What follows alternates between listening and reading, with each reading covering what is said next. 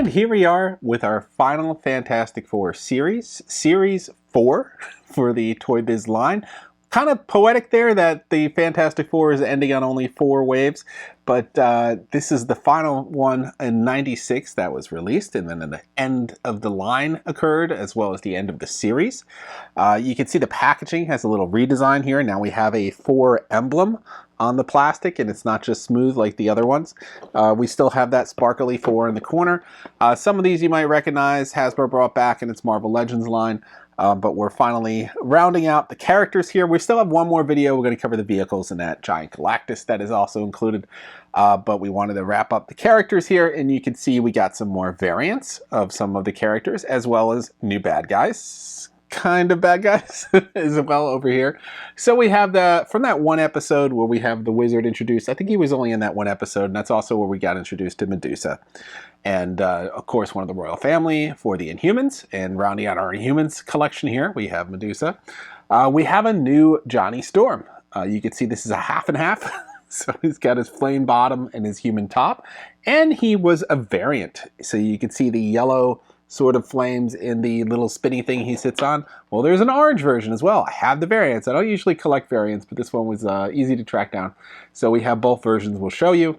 And then we have our Thing 3. So as you recall, we got an initial thing in that first wave.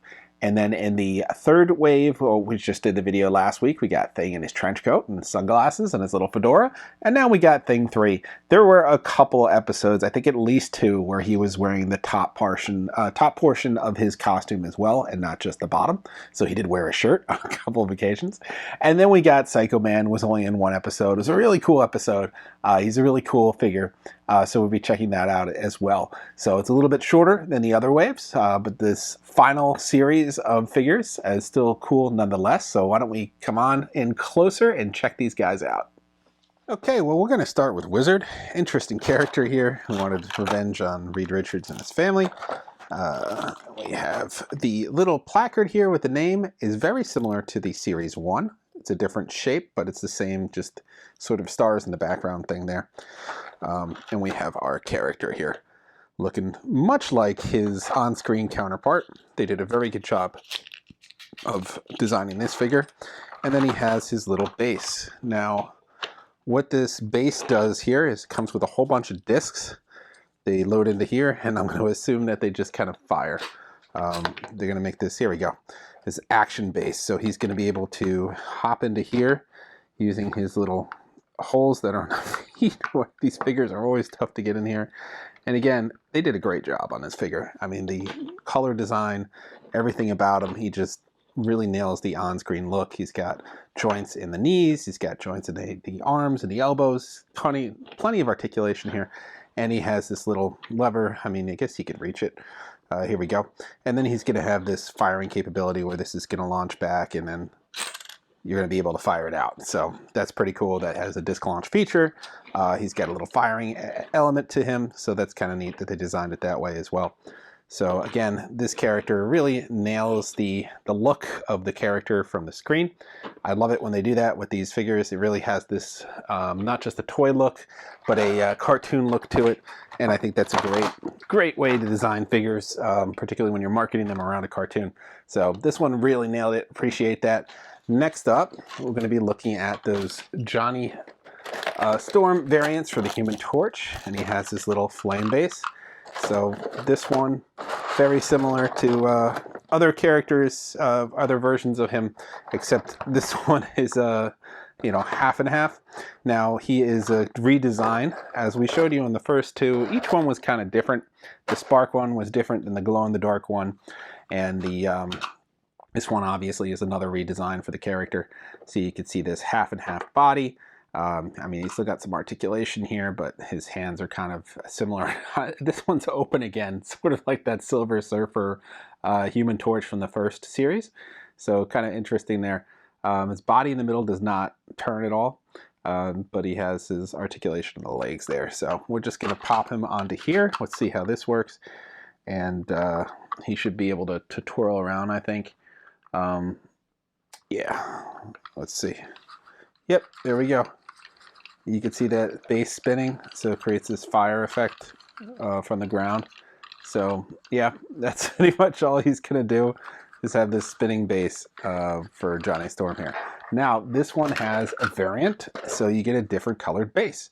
I guess it's a preference. Do you want one that's more orange or has this yellow contrast to sort of make things pop a little bit better? I kind of like how this center fire looks on this base a little more than this base, but this is the only variant. I think this was the only variant of all the figures that were released in this series. Not just this series, but the entire collection. I don't think there were other variants. Like this one, you know, correct me if I'm wrong, but this one was really the only variant that stood out that I noticed, and it was a different colored base. So you got one or the other. Not sure what the reason was for the color change. And again, the only piece that is different is this larger central piece here, the yellow versus the orange.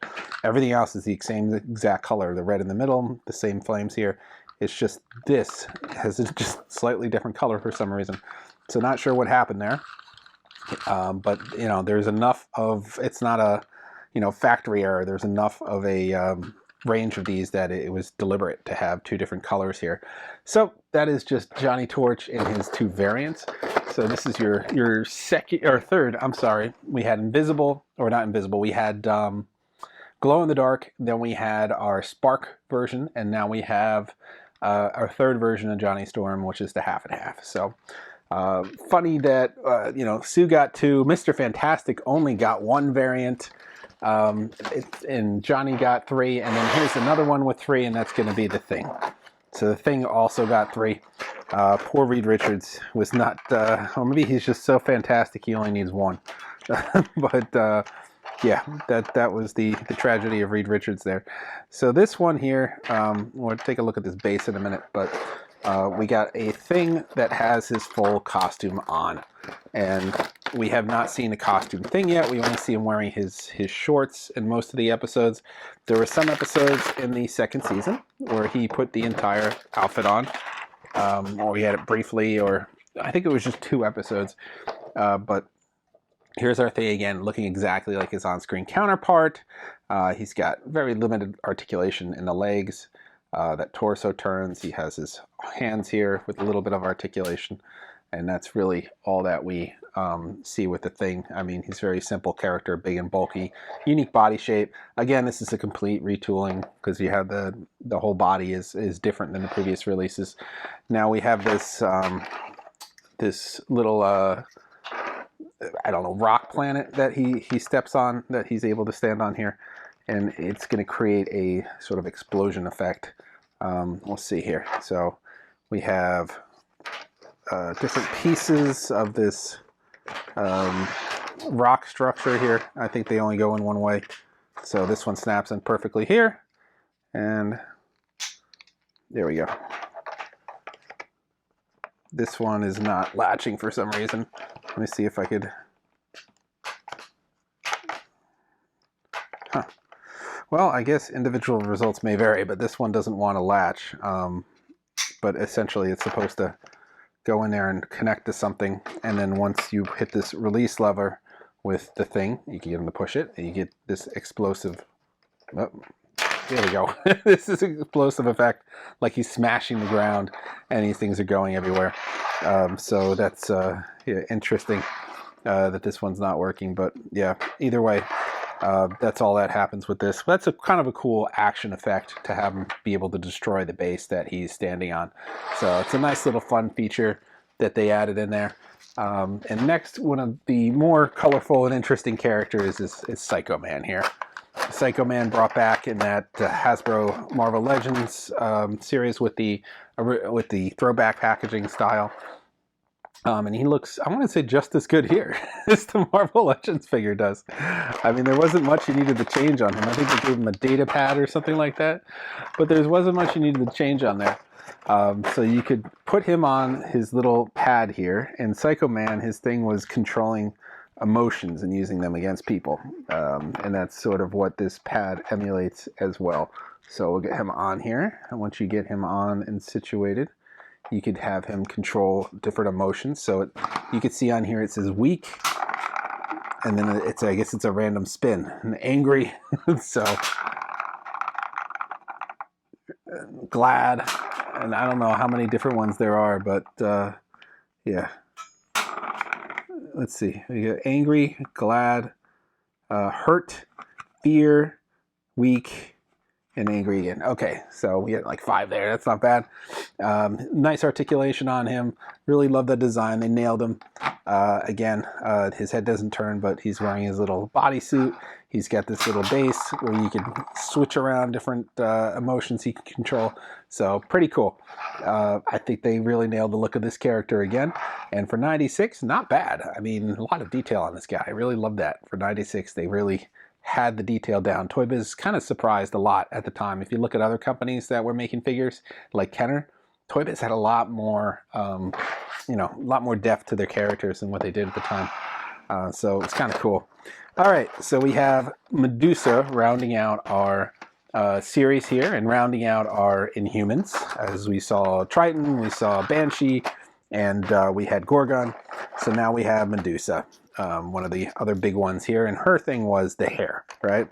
So she comes with just this regular hair, but then she comes with this giant hair attachment. So we'll see what this does here to making her just a little bit more than regular.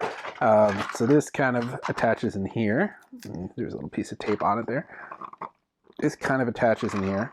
And I think there's a little element here where you put her again on here. So this, I want to say this entire wave or series was about having platforms. Every character came with their own little platform that did something for the character. So now we have her on here. And then as you roll it forward, maybe we don't have it all the way in. I think it's supposed to spin as you roll it, but we didn't put this all the way in. There we go. I think we got it now. There it goes. So you can see it. I guess it's supposed to simulate her hair moving as she is coming after somebody. So that is her thing. Her gimmick here is the hair. So this whole base is hair, if you've noticed, all the way down, all over the floor, everywhere. So that really extends the character to add that hair aspect to it. And then if you take her out of it, obviously it'd be shorter. But yeah, this whole wave kind of reminds me of like Happy Meal toys or Burger King toys. You have like a little spinning base that does something with a character. So it's kind of a funny wave in that respect. But here are your characters. Like I said, everyone has an action base. Everyone has something that does something. And of course we get that variant of Johnny. And then we have the Thing here with his little action base. And then we have Wizard rounding it out over here with his little action base. So we have our final wave of figures of the Fantastic Four series. Wrapping it up with the action base wave, we'll call it.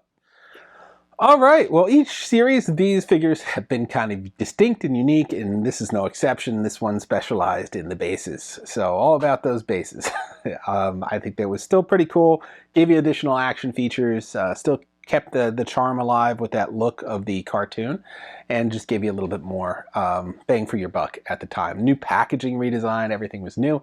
It's a shame that this was the last wave. They could have put some more characters in there. They could have had a lot more fun. Could have finished out the Inhumans.